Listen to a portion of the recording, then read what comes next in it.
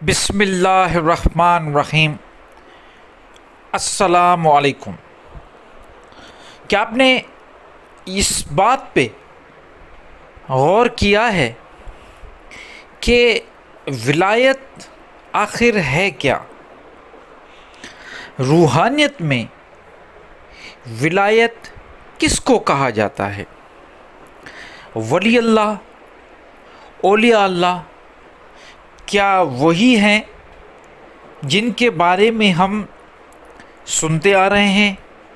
اور جب بھی ایسے اولیاء اللہ کی بات ہوتی ہے تو ہمارے ذہنوں میں ایک خاص قسم کا نقشہ آ جاتا ہے کہ ان کے بڑے بڑے بال ہوں گے، بڑے جبے پہنے ہوں گے، ہوشہ نشینی میں بیٹھے ہوں گے، دنیا سے الگ تھلگ ہو کے وہ زندگی گزار رہے ہوں گے۔ ہمارے ذہنوں میں یہ خاکہ آ جاتا ہے۔ کیا آپ نے کبھی سوچا ہے کہ جب بھی آپ اولیاء اللہ کے بارے میں سوچتے ہیں یا ان کے بارے میں آپ کہیں پہ تذکرہ ہوتا ہے تو یہ مزارات اور اس قسم کی باتیں آپ کے ذہن میں آ جاتی ہیں؟ عرس، مزارات، پھر قبر پرستی، پھر منتیں مانگنا، یہی ساری باتیں آتی ہیں۔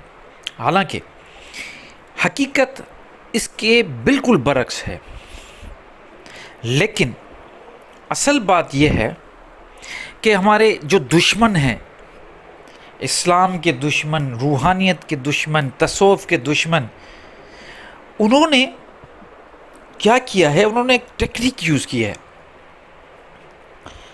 ٹیکنیک یہ کہ لفظوں کی کرپشن کر دی کہ جو چیز اصل ہے وہ نہ دکھاؤ۔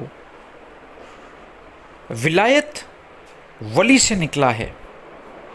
ولی، ولایت، اولیاء، یہ سارے جو الفاظ ہیں عربی کے ہیں، اصل ان کی میننگ کو ہٹا دو اور ایک نیا شوشہ مارکیٹ میں چھوڑ دو تاکہ لوگ اس نئے پن کے پیچھے بھاگیں، کیونکہ یہ انسان کی نیچر ہے کہ ان کو نئی چیزیں پسند آتی ہیں، اور وہ حقیقی جو اصل حقیقت ہے اس کو چھوڑ دیں۔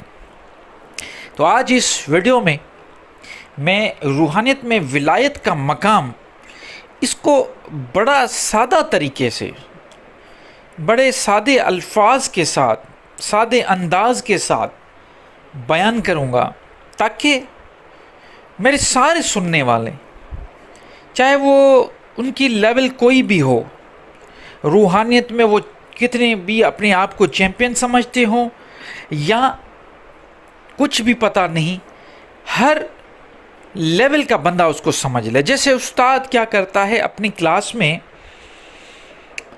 سب سے کم جو بچہ ہوتا ہے پڑھائی میں، اس کی لیول میں آ کے پھر لیکچر دیتا ہے۔ یہی اصل استاد، صحیح گرو ہوتا ہے۔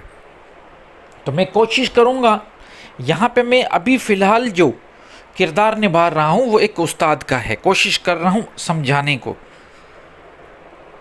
تو فی الحال میں بڑا سادہ طریقے سے یہ سمجھانا چاہتا ہوں ولایت کو، روحانیت میں ولایت کا مقام۔ میں یہ گزارش ضرور کروں گا کہ اس معاملے کو پورا دیکھیے گا، ایسا نہیں کہ آپ یہ دیکھے نہیں اور صرف تھوڑا اسٹارٹ کیا اور بند کر دیا۔ ایسا کریں گے تو بات سمجھ میں بھی نہیں آئے گی، واضح بھی نہیں ہوگی۔ تو ہم کوشش کریں گے کہ شروع سے کہ آخر تک آپ اس ویڈیو کو دیکھیں تاکہ صبر کے ساتھ۔ ہمارے ساتھ مسئلہ یہ ہے کہ ہمیں صبر نہیں ہے، کیونکہ ہمارے پاس یہ جو ٹیمپرامنٹ ہے اس کو ہم نے بالکل شارٹ کر دیا ہے، شارٹس دیکھ کے نا، ریلز دیکھ کے۔ تو ابھی ٹھہرو، تھوڑا صبر کرو تاکہ چیزیں واضح ہوں۔ چلیں جی، بات کرتے ہیں ولایت۔ عربی کا لفظ قرآن میں موجود، اس کا روٹ ورڈ واو لام یا، ولی، ٹھیک ہے جی۔ اب یہاں پہ استعمال کیسے ہوا ہے؟ ایک رہبر، ایک دوست، ایک ایسا دوست یا ایک ایسا خیر خواہ جو آپ کی مدد کرے، وہ ولی ہوتا ہے. ٹھیک ہے جی، جو آپ کی مدد کرے وہ ولی ہوتا ہے. ویسے مددگار کو انصار اللہ بھی کہتے ہیں کہ اللہ کی مددگار. لیکن یہاں پہ تھوڑا اس میں ایک اور بھی فلیور ہے. ایک مددگار کے ساتھ ساتھ آپ کا رہبر بھی، جیسے مرشد ہے ایسے ہی ولی بھی ہوتا ہے، رہبر بھی ہوتا ہے، صحیح راستے کے لیے مددگار کریں. اور کچھ اب یہاں پہ ایک آیت پڑھتے ہیں، اللہ ولی الذین آمنوا یخرجہم من الظلمات الی النور. اللہ ان کا ولی ہے، اللہ ان کو ظلمات سے نور کی طرف لے کے جاتا ہے. دوسری آیت پڑھتا ہوں، والذی یصلی علیکم وملائکتہ لیخرجکم الی الظلمات من الظلمات الی النور. وہی ہے اور اس کے ملائک تم پہ صلی کرتے ہیں اور تاکہ تمہیں ظلمات سے، اندھیروں سے روشنی کی طرف لے کے جائے. اب یہاں پہ میں نے لفظ جو ہے نا وہ اللہ ولی کا لفظ استعمال کیا کہ اللہ رہبر ہے، اللہ دوست ہے. یہاں پہ دیکھیں اولیاء اللہ کا مطلب کیا ہو گیا. اب آتے ہیں اولیاء اللہ پہ.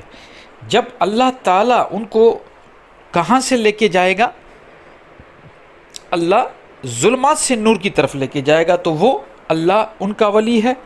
اب یہاں پہ جب آپ کو یا کسی کو بھی ظلمات سے نور کی طرف لے کے گیا، مطلب ایک جہالت سے علم کی طرف لے کے گیا، اب اس پہ آ کے بات رک گئی کہ وہ اللہ کی مدد یا اللہ کے لیے کیا کرے گا. جب وہ اللہ کے لیے، اللہ کی مدد مطلب اللہ کے دین کی خدمت کرے گا، علم حاصل کرنے کے بعد اللہ کے دین کی خدمت کرے گا، تو وہ اولیاء اللہ بن جائے گا.